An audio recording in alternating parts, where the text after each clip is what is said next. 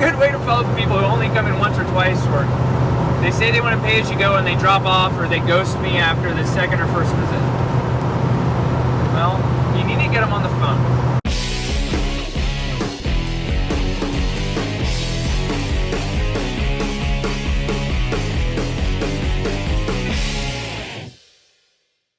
Because clearly, you either didn't meet their expectations, exceeded their expectations, or there was a miscommunication about what they really wanted.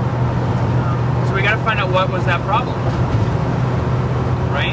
So best case scenario, you promised them pain relief and they got it in 1 or 2 visits, or they got good enough and they were like, oh, I can do what I need to do, and it's so expensive that I don't need to do anymore. Or they're like, oh, I was better after 2 visits. Were they really better? What was their expectation or understanding of better? Is it going to last? It's your duty and obligation to make sure it does last. So we got to get on the phone with them. Even if they're like, oh, I feel great. Well, okay, Mrs. Jones, I'm glad you feel great. You know, let's follow up in 3 weeks. Let's instead of next week, let's just follow up in 3 weeks to make sure it lasts and it stays there. You know, for the other hand, is it people go and they go, oh, it's so expensive and it wasn't what I expected. I expected to be healed in the first session, you know, like there's a great meme about that. It's, you know, people were expecting something different. They weren't expecting to work hard for it. They weren't expecting for it to feel uncomfortable, because what they've been promised is surgery that'll fix it overnight, that's routine, and they just want a quick fix. Well, the problem there is that we didn't have a good understanding of what they wanted.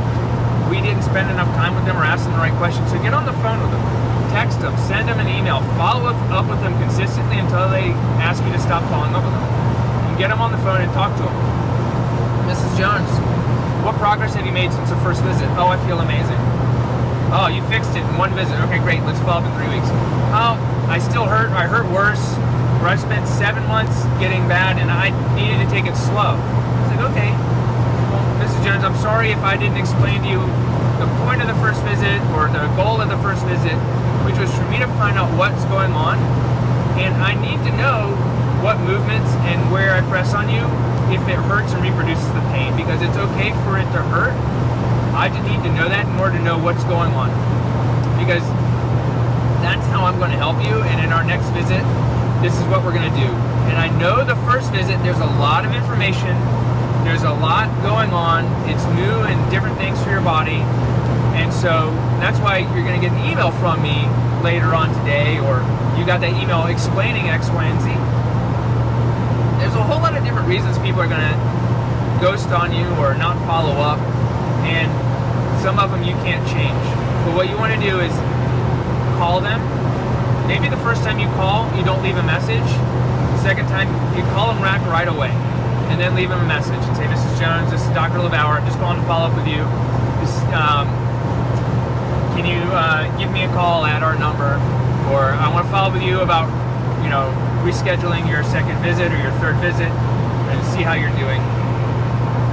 And then I'm going to also send you a text. I'm also going to send you an email. Send them a text, send them an email, say, hey, I left you a message. It's called the Monster Follow-Up. Get them on the phone. And even if it's just to see how they're doing, make sure they find the right person. Because you want to show that you care and you're going above and beyond. Even if they're like, I have to use my insurance. Well, look, they're going to go and spend time somewhere else and not get the level of customer service that you are providing them. And we have people all the time who are like, I should have just come see you the first time, or I should have stuck it out the first time because now I've wasted 6 months or whatever. So keep following up with them. Find out what was the misunderstanding. Take blame. Say, hey, look, I obviously clearly didn't ask you the right question or get the right information from you. So what is it? What is your concern? Or what were you expecting to have happen after the first visit? And explain how you can still help them. And even still reclose, like you're going to conquer the objection and say, hey, look, let's go ahead and get you back on the schedule for next week or for 2 weeks from now so that we can follow up with you and I can show you these other things. Because even if you are better, I want to make sure you stay that way for years to come.